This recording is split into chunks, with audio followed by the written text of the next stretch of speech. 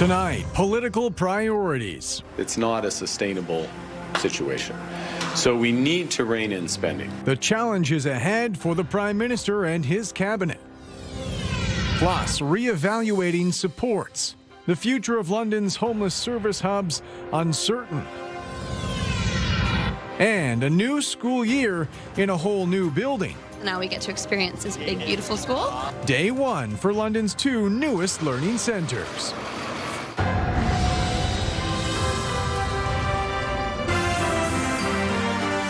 CTV News with Carlyle Fiset. Good evening. Thanks for joining us. We begin tonight with a major meeting today between the Prime Minister and his cabinet. They're gathering in Toronto focused on major project approvals, the trade war and housing. With more on the priorities for Mark Carney's Inner Circle, here's Judy Trin. Ahead of his cabinet planning forum, the Prime Minister disclosed a top-level conversation. I last spoke to the President Monday evening. I spoke at length on a wide range of issues, including on trade, but geopolitical other issues. Over the next 2 days, members of cabinet will get more details about what Mark Carney learned in his unscheduled conversation with Donald Trump. The U.S. needs to start public consultations on the Canada-U.S.-Mexico trade agreement in the next few weeks. The focus of the government from the start has been on what we can control. The cabinet agenda includes deciding which major national projects, from ports to pipelines, to put on the fast track. Ministers will also discuss the rollout of Carney's Build Canada Homes initiative and how to build affordable homes on federal land. The finance minister has yet to map out the costs. It's going to be an ambitious budget, but at the same time with a fiscal discipline, you know. This budget is about fairness for every generation. The Liberal government has not passed a budget since April 2024. A budget is expected to be tabled in October. There will likely be public sector cuts in order to pay for investments. The federal government has been growing spending as a whole at over 7% a year on average for over a decade. That's twice the rate of growth of the economy on average. It's not a sustainable situation. So we need to rein in spending. We need to find efficiencies. Carney's cabinet also heard from polling experts who told them that the trade war was no longer a top priority for Canadians. Instead, fighting inflation, building homes, and job creation ranked ahead of Trump and his tariffs. Judy Trin, CTV News, Toronto. There are growing calls for boycotts against Crown Royal whiskey. The brand's parent company is closing its bottling plant in Amherstburg, and there's been no shortage of public backlash. With more on the community concerns, here's Chris Campbell. We'd like to support them. The AMA Sportsman Association says it stands with the families affected by Diageo's decision. The club pledges to serve Crown Royal and 83 whiskey until February, but if the plant shuts down, both will disappear from their shelves. We're saying to our members that work there, we're still going to support you by selling your product because you're still bottling it, but as soon as the day comes, hopefully it never comes, that they close that plant, we won't be serving them products at our Sportsman's Club after that. After Premier Doug Ford dramatically poured a bottle of Crown out yesterday, Essex MPP Anthony Liardi is calling on the region to dump Diageo altogether. Go to your cupboards. If you see a Diageo product in your cupboard, dump it out. Dump it out today. Don't worry about what you paid for it, because you have to support your people. You have to support your friends and neighbors. Windsor West MPP Lisa Gretzky is going further, urging the province to pull the brand from LCBO stores. In a situation like this, to not just sit back and take it. At some point, you have to show your solidarity. You have to show that fight, and you have to push back. More than 200 unionized employees work at the Amherstburg plant. Gretzky says they deserve the chance to keep their jobs after decades of local production. But experts warn a government-led boycott could backfire. So you don't want to provoke or send negative messages or unfavorable messages to the company that remains committed to Canada. They could actually decide to close everything down and move to the U.S. They have the economic power. They have almost 400 million consumers to serve. Sylvain Charlebois says consumer-driven boycotts have historically been more effective than government ones. For now, Premier Ford says he's considering a province-wide removal, but doesn't expect a decision soon. Maybe it'll help. Reaction on the street is mixed. Some say they'll back a boycott. Others say it may hurt workers more than the company. I don't know how effective that is. Maybe it will help. I don't know. I think it's a bad idea because they have other plants. I don't know if I don't think so. A boycott? No. But what can you do? Chris Campbell, CTV News. The federal Conservative leader wants the government to end Canada's temporary foreign workers program. It's the latest call for legislative change from Pierre Poilievre, who's about to make his return to Parliament Hill. Rachel Aiello reports. Conservative leader Pierre Poilievre wants to abolish Canada's temporary foreign worker program and to stop issuing visas for any new temporary foreign workers coming into the country. Prime Minister Mark Carney said today Cabinet is discussing how the program is working, but asserted it'll continue to play a part in Canada's immigration system. When I talk to businesses around the country, particularly in Quebec, but elsewhere across the country, their number one issue is tariffs, and their number two issue is access to temporary foreign workers. Poilievre's plan includes a carve-out for agricultural labor and an up to 5-year transition period for regions with ultra-low unemployment. The turnover is insanely high. It's really hard to fill those labor needs domestically. This 8th-generation farmer said the suggestion has tilled up a lot of concern in his community. I don't know how you do away with a temporary foreign worker program in totality without potentially harming the agriculture streams. Migrants' rights advocates say what Poilievre is proposing wouldn't come close to solving this country's employment challenges and accused him of leveraging division over immigration to get back in the national conversation. Temporary foreign workers are in agriculture, they're chefs, they're in fishery workers. These are not summer youth jobs, right? So linking the two is as bizarre as sort of linking, the wages in Ontario with the weather in Saskatchewan. The Federal Immigration Department said today that fewer new temporary workers entered Canada in the first half of this year compared to 2024, and continued reductions are planned. Rachel Aiello, CTV News, Ottawa. Good evening. A beautiful evening underway. Temperatures this afternoon coming in between 24 and 26 degrees. The warm spot Windsor at 28. Now notice the color change off to the northwest. That's a cold front. Rainfall starting to move into Midwestern Ontario, areas along the Bruce Peninsula. So northern Grey and Bruce County, you have some showers in the forecast through the evening. The rest of the region, the rain should hold off until about 8 to 9 o'clock tonight, with the potential for some thunderstorms overnight. So this frontal boundary will make the move across southern Ontario, and temperatures are set to drop off as we head into your Thursday. So 22 degrees at 8 o'clock. We're down to 18 at midnight with the risk of thunderstorms and rain moving in. We'll take a look at rainfall amounts and look ahead to the weekend coming up. Provincial police say human remains have been discovered in Oxford County. According to police, officers were notified of suspected human remains Monday night at a property on Beachville Road. They say the OPP crime unit is investigating, along with the chief coroner and the Provincial Forensic Pathology Service. At this point, they're asking for anyone with information to contact them.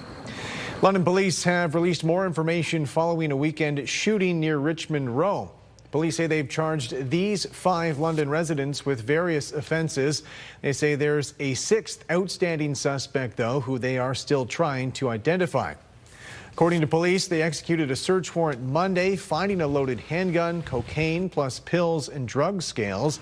They say the shooting happened near this parking lot connecting John and Mill Street. According to police, one victim was taken to hospital with serious but non-life-threatening injuries. London police say they've charged one person after a Labor Day standoff involving a man with a sword.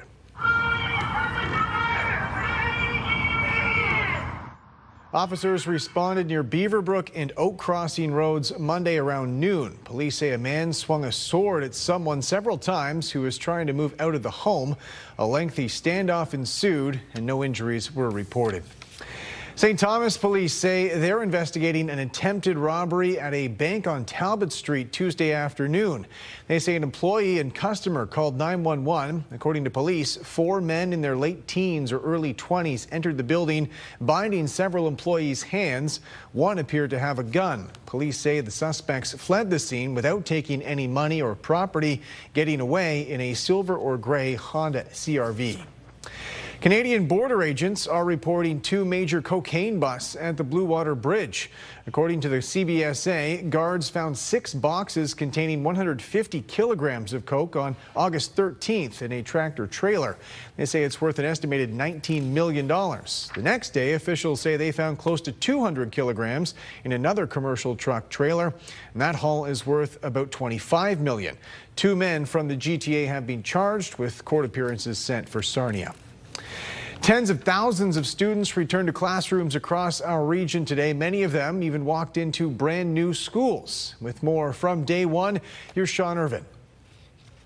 For most students in London, Wednesday morning represented a first walk to school or a ride on the school bus.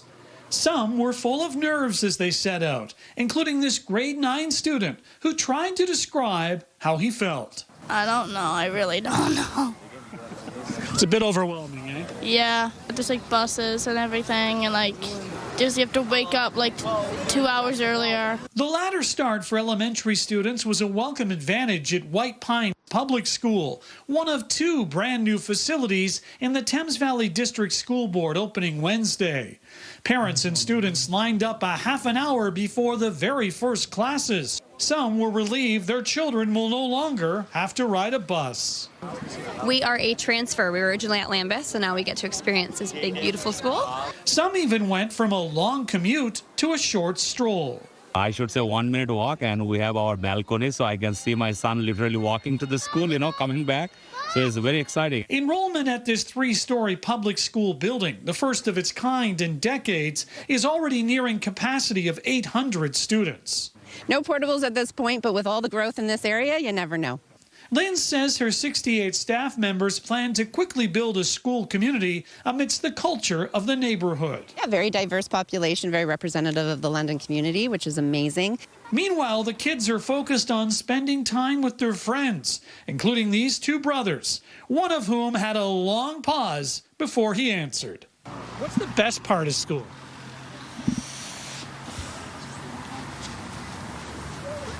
Recess. Mark that as a perfect grade in honesty as another school year begins. In London, Sean Irvin, CTV News. With kids heading back to class, reminders for parents to make sure they're set up to succeed and stay healthy, whether it's watching for signs of sickness, staying on top of their mental health, or just getting to and from school safely. Here's Lauren Stallone on the best advice. The start of the school year has officially kicked off, and London health professionals are reminding children and families to be extra cautious. I'm no stranger for infections for any parent, but we remind that as kids congregate together and the weather cools down, we know infections are going to rise. Doctors are encouraging parents to review hand hygiene with their children to help reduce the risk of illness. If your child isn't feeling well or your child has a fever, it's really important to stay home and prevent that spread of infection to others. Healthcare workers also stress the importance of keeping an eye on students' mental health, as the first month of school can often take a toll. Really make sure they have an open lines of communication and have the opportunity to seek health professionals or any help they need if they see their child is struggling. London police say one of the biggest concerns this time of year is right here on the roads. Anyone driving a motor vehicle, right, should have their eyes focused on the road and ensuring that you're watching and being extra cautious through school zones, as well as any pedestrian crosswalks. They're also asking parents to ensure students walking home or taking the bus are well prepared. Making sure that they have the appropriate numbers, for example, if they get lost or if they get misdirected and they need help from either, an adult or even the police. The main message as students head back to school: stay cautious, stay prepared, and stay healthy. Lauren Stallone, CTV News. Home sales in the London area saw a sudden drop last month. According to the London and St. Thomas Realtors Association, 616 homes changed hands in August, down from 725 in July. However, that's a year-over-year increase of more than 10%. The average sale price last month was also up roughly $650,000. Tough decisions are on the horizon for municipal officials in West Grey. As Scott Miller reports, they're in the middle of a battle over local gravel pits, with other communities watching closely. There's literally tons of gravel in West Grey, but Judy Smelko and the Saugeen Preservation Society want that aggregate to stay put, at least for the time being. There is 3 active new aggregate license applications in West Grey. And if things are left as they are, the decisions that West Grey makes on those applications are going to be based on policies that were formed from a 20-year-old study. They're out of date. Smelko was hoping West Grey Council would implement an interim control bylaw to essentially pause all new gravel pit applications until the municipality could update their aggregate policies. But council didn't do that, instead deferring a decision until their November council meeting. Any applications that are already in the hopper, per se, will not be affected by an interim control bylaw from what we understand.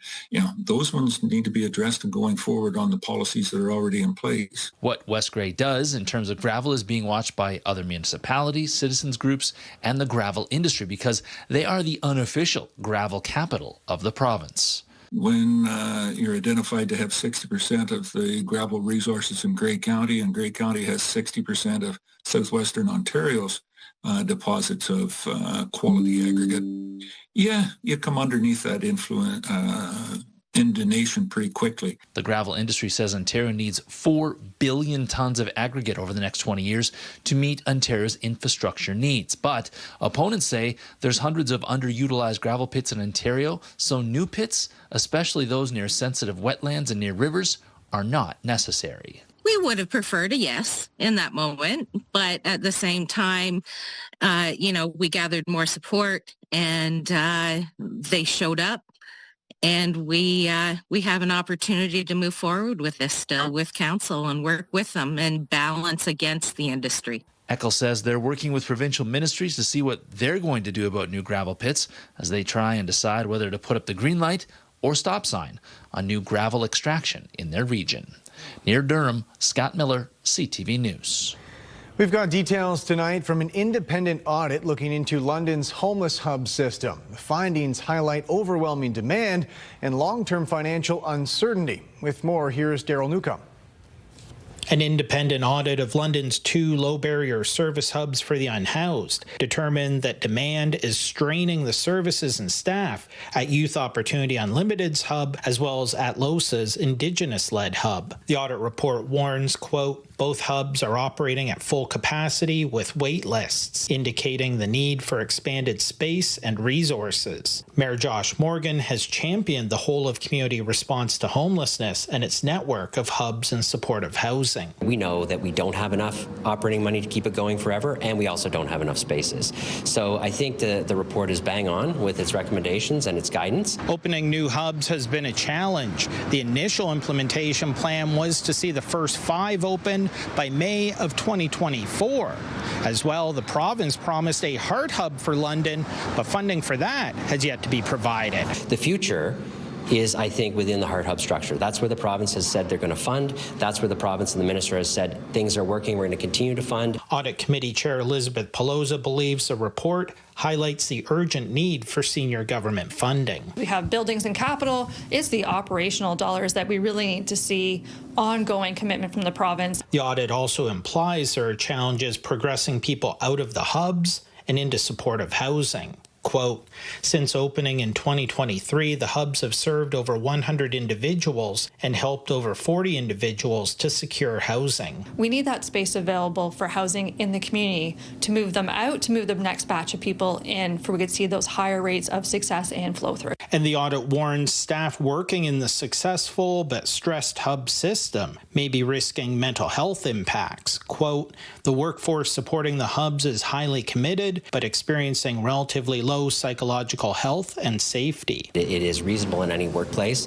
that people are getting proper supports to be able to do the work they're doing, especially difficult jobs like this. The mayor expects the audit report should help build a case for more senior government funding that will reduce the pressure on the hubs. A value for money audit that says this is working. This helps us with our case to government to say we need to continue to support the work that we're doing. Daryl Newcomb, CTV News.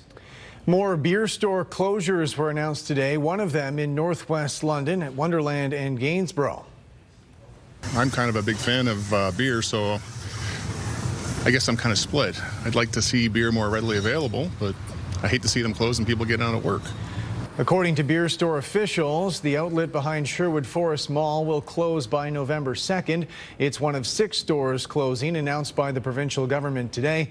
Customers have been told to check the beer store's website for other options to return empties. Starting January 1st, all grocery stores selling alcohol will have to start accepting empties. I think the beer store has been a monopoly too long. As a past cross-border shopper before Trump, even their return policy and their buying beer in the corner store, Quebec has adopted that. I think Ontario took way too long to do it. When we come back, it's the Tee Up with Brent Lail. We'll check in with Damian Warner before he heads overseas for the World Track and Field Championships.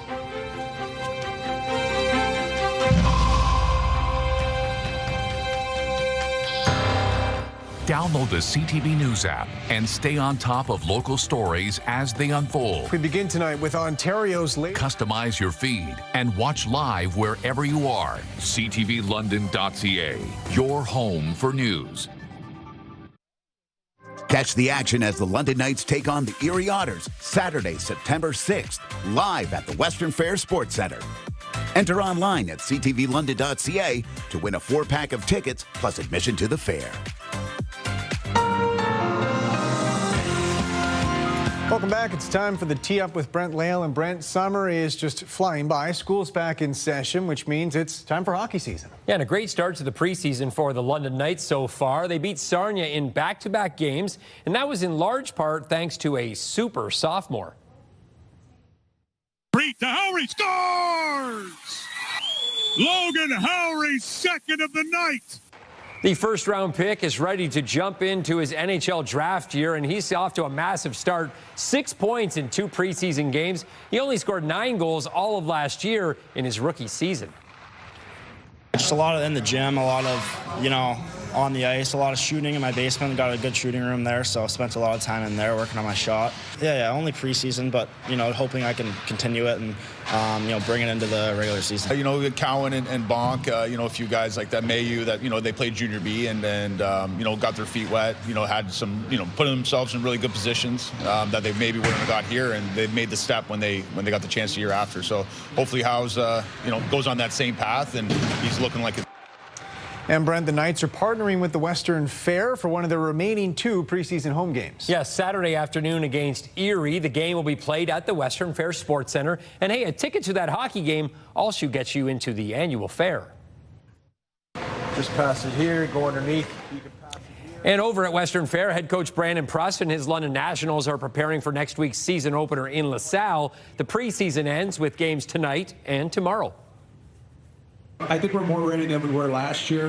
Last year we only had a couple practices before our season started, and this year we're practicing a lot more. So we're getting the systems down. So by game 1, hopefully everybody knows where they got to be on the ice in every situation. So that's one thing that we're doing, a lot of system work. Classes may have resumed today, but high school football teams have already been on the field getting ready for their new seasons. Yeah, and that's because it's only 2 weeks until the games count for real. Speaking with South head coach Mike Stenning, they're going to be hosting an exhibition game Friday night against Bishop Ryan from Hamilton, then the following week against Banting under the lights, and then the regular season games begin. The NFL season kicks off tomorrow night and this Sunday at Canada Life Place. They'll be hosting the 2nd annual Detroit Lions Watch Party. The bash begins at 2 o'clock in the afternoon out on the street with appearances by Rory the mascot, the cheerleaders, and Honolulu Boom before the 4:25 kickoff. And it's already week 3 of the OUA football schedule, with Western 2-0 so far. They're just one of 3 undefeated teams in the early going. The Stangs steamrolled Guelph 53-33 last weekend. They have the Ottawa GGs coming to town on Saturday. And finally, Brent, a top track and field star is getting ready to chase another podium finish. Yeah, Damian Warner will be at the World Athletics Championships in Tokyo, Japan next week. He's trying for another shot at a major title, which has eluded him. As an athlete, that's something that I've grown to appreciate, the ups and the downs of the decathlon. At 35, Damian Warner has seen it all in track and field's most grueling sport. It's really, really cool when you can go out there and you can put up 9,018 points and break an Olympic record. And it's not so fun when you go in there and you know height in an event like pole vault at an Olympic Games. But at the same time, you take those both in. You learn from those two situations. That's better. That's what he's been doing this year in preparation for this month's World Championships in Tokyo. It's the only major competition he hasn't won. Going to Japan is something that we did in 2021 for the Olympics when Damian won a gold medal and set the Olympic record. And we're staying in the same hotel. We're doing the same training camp at the same track for the same amount of time. So he's pretty excited, and so am I. Warner's recovering from a nagging knee injury. It held him back at the prestigious meet in Gotsis, Austria earlier this year. He couldn't be as explosive as he normally is, but 8,500 points, which he scored at Gotsis, only 60 people in the history of the world have ever done that. So for him, a disappointing decathlon would be the best for a lot of people. All these events require a lot of skill, so that's going to take time to learn what you need to learn. But while doing that, you want to make sure that you're not losing anything in the events that are your strong points. So for me, it's making sure that the hurdles, the 100 meters, the long jump are where they need to be, while also improving some of the events that have given me problems in the past. Warner continues to assess his future year by year. I remember having a conversation with Vince Carter a long time ago, and I asked him, when do you think you'll hang it up? And he said, when I'm not enjoying it anymore. Thankfully for me, that process hasn't started yet. The answer to what's next could be determined at the end of this month. However, Coach Leishon believes he has a lot left. If we can get him there healthy and feeling good, I think everybody will see that he's still the same guy. Brent Leo, CTV News. Julie's on the desk with me now, and another lovely day. Still certainly summer-like today, although as we get into tomorrow, at least it's going to get a little more wet, it sounds like. Yeah, we have a cold front coming in tonight, overnight, and into tomorrow morning. The main rain falling overnight. We could see some good moisture with this front. Possibility, Carlyle, 10 to 15 millimeters. And in Midwestern Ontario, some areas could see upwards of 20 millimeters of rainfall. Even the possibility of some thunderstorms rumbling through at the London airport this afternoon, hitting 26 degrees. It's still nice and warm out there this evening. Gorgeous conditions with some sunshine.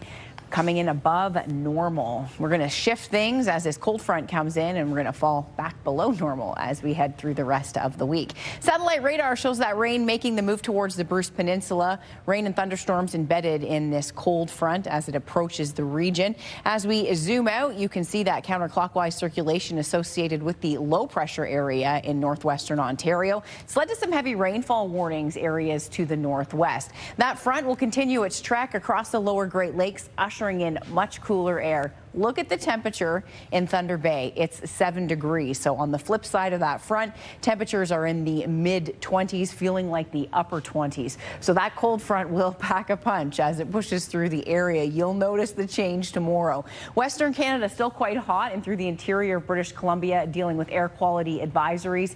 Out west as forest fires continue, but temperatures have dropped now as we head towards southern Manitoba and Saskatchewan. Low pressure will drive to the northeast. That cold front comes through overnight, early tomorrow morning. I mentioned the main rain coming through. By tomorrow morning, the bulk of the moisture will be pushing off to the east, and we should get into some nice breaks of sunshine, but temperatures will be cool.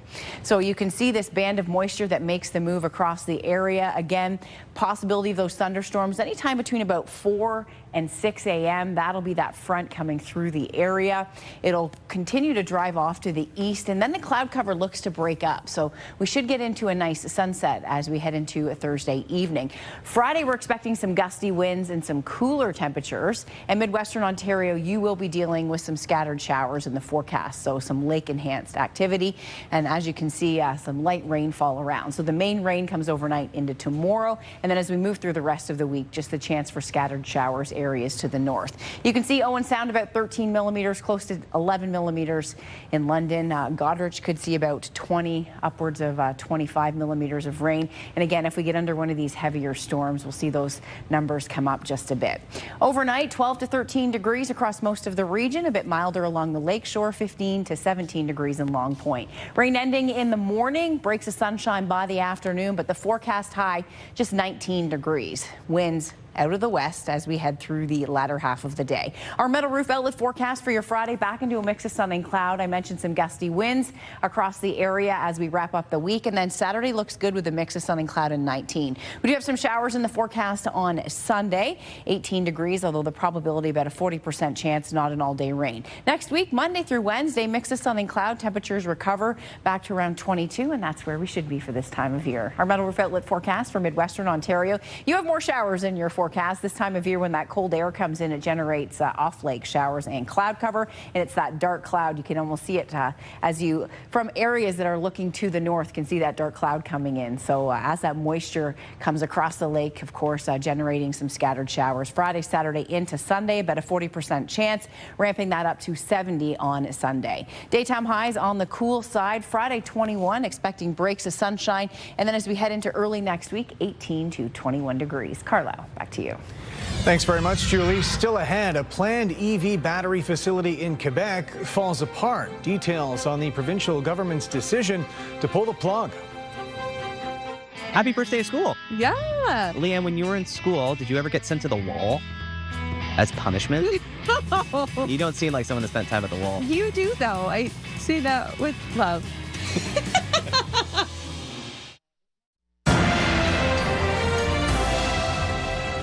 The Quebec government is pulling the plug on Northvolt, a Swedish company behind a multi-billion-dollar EV battery project. Millions had already been invested getting the site ready. Geneviève Beauchemin has more on what went wrong. Some trees were cut, the site prepared on this vast stretch of land east of Montreal where the Northvolt plant was to be built. But Quebec has now made it official. The project that was to give energy transition a boost is dead.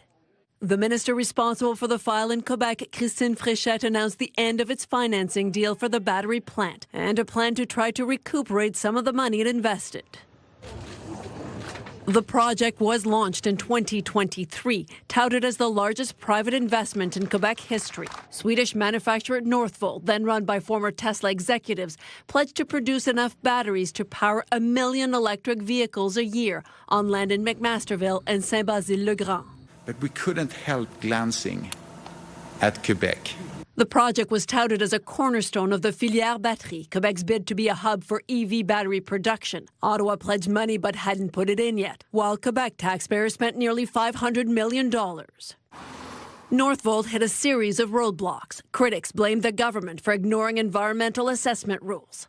EV sales also slowed, and Northvolt's financial woes added up. Évidemment, on est déçus. The mayor of McMasterville now says the town is disappointed to lose the thousands of high-paying jobs promised, but it's looking to the future.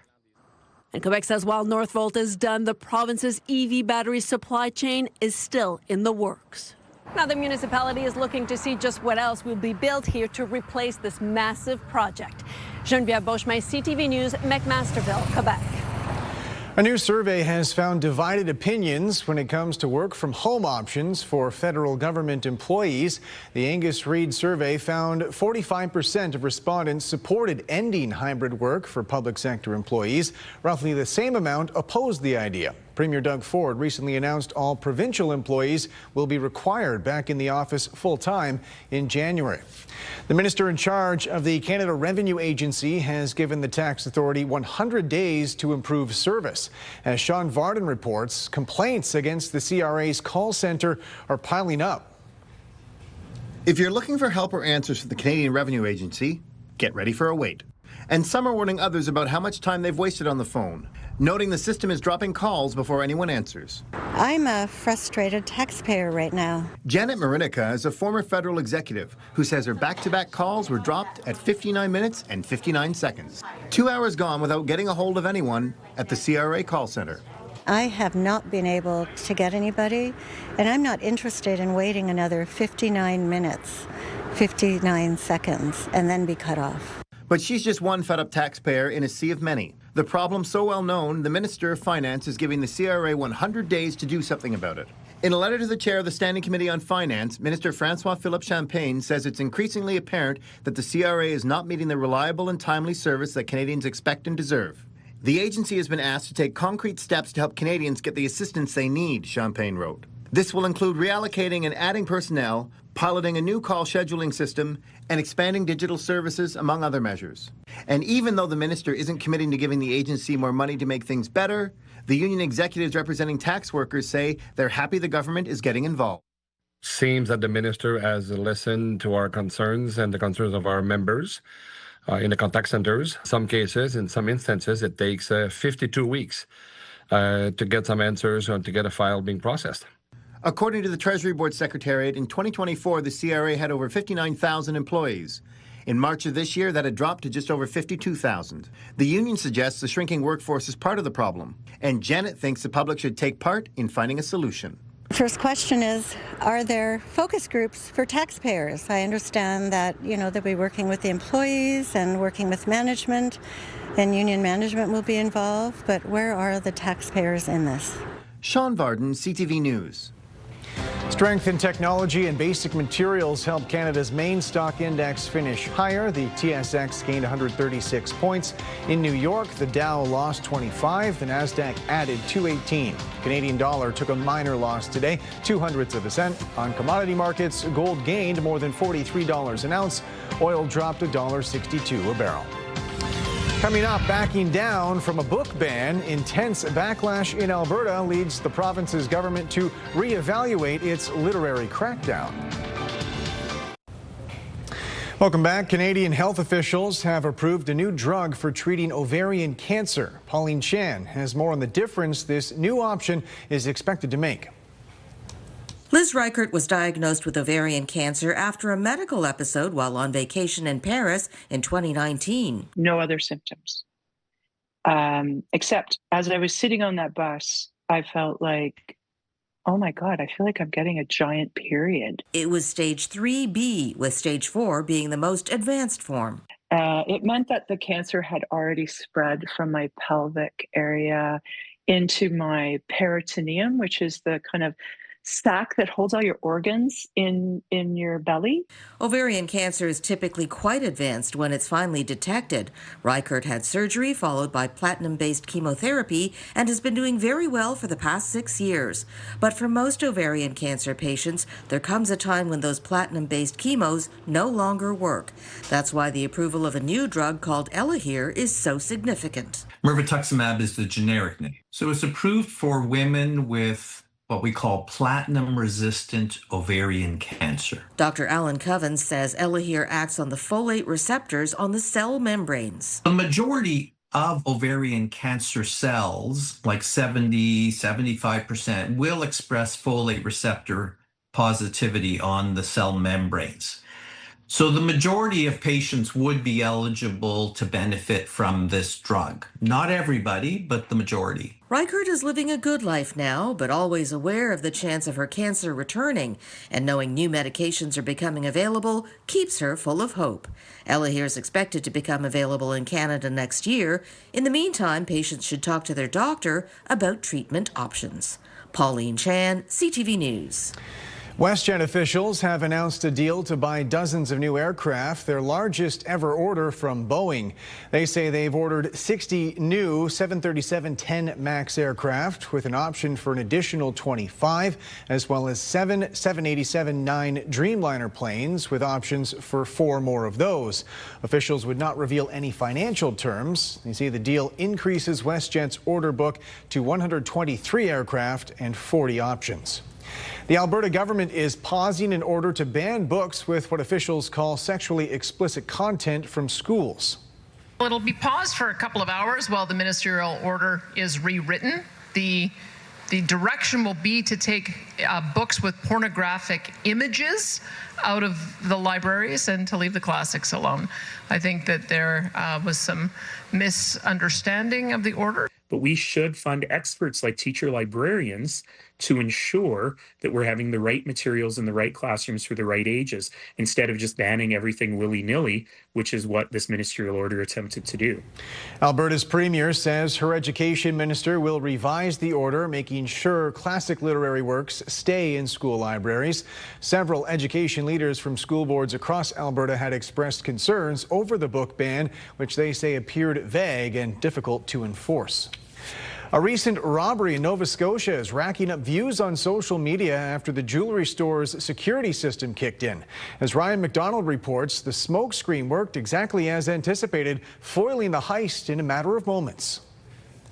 It all started when a pair of thieves smashed through the front door of a Sydney River jewelry store in broad daylight. They did seem like they had a plan coming in. Any plans changed pretty quickly, though, once the pair got inside. That's when a smoke machine the store had purchased a few years back went off at the same time as their alarms, leaving the suspects scrambling for the exit.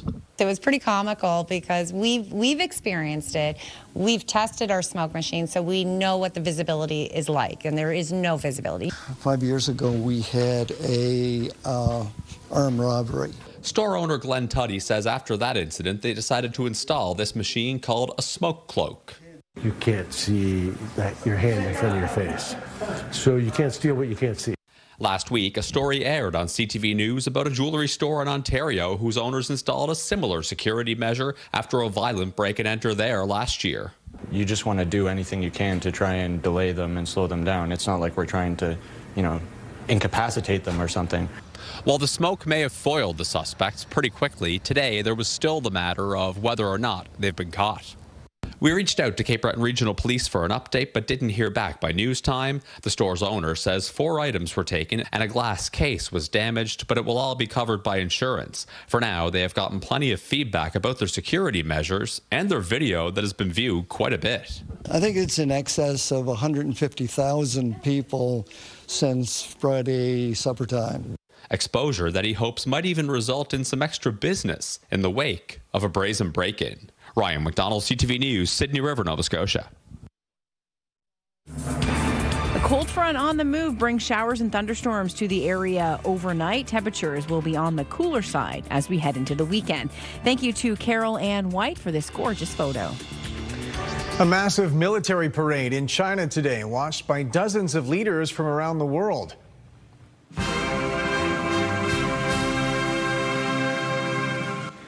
China's president presided over the ceremony, which was meant to mark the 80th anniversary of the end of the Second World War. It was also a show of China's military strength, with experts calling it a clear message to the world about China's global superpower ambitions. Provincial police say they've launched a weapons investigation after video surfaced online of several men firing shotguns and rifles in the Muskoka forest. Luke Simard reports. Many of you have seen the videos circulating on social media showing individuals discharging firearms in a careless and unsafe manner. The Ontario Provincial Police countering with a video of their own. And we've been investigating for some time. Releasing this over the weekend after several videos surfaced online of a group of men shooting shotguns and semi-automatic weapons off of a secluded rural bridge in Georgian Bay Township, a trail near Mactier used by residents in the area for ATVing, snowmobiling, and camping. Residents in the area concerned for safety and waiting for answers and action from police. People are reluctant to come in here on the weekend ATVing. I talked to an electrician that's local this morning who indicated that he used to come out here with his grandkids ATVing, and now he doesn't. Hundreds of empty bullet shells, garbage, broken glass now litter the area. The bridge was originally built by local residents before being retrofitted by Hydro One. That, according to residents, is often used. This is actually a Hydro One road that they've built to access their towers for doing maintenance on their towers. So it's very disappointing that we have these folks, unfortunately, playing with their various caliber firearms. The OPP letting the public know they're on it and firing a warning shot of their own to let the men in the videos know they're looking for them. There's all types of weapons. They're not just your typical shotgun. There's all types of weapons that you can see on the videos. A wide variety of them. And one thing that we want to make sure that people are aware is the investigation might seem very straightforward, but it's not.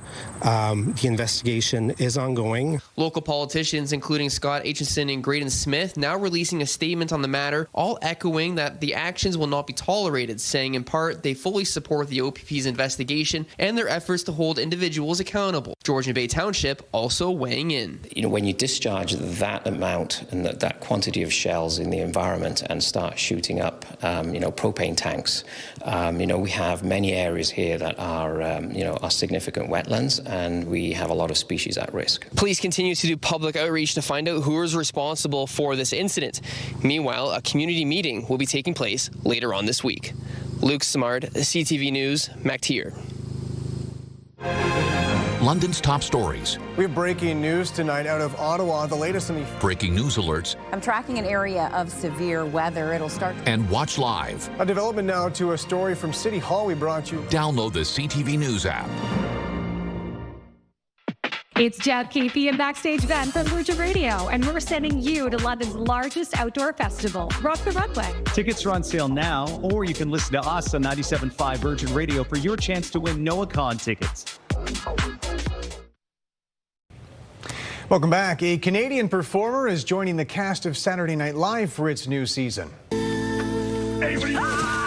my God!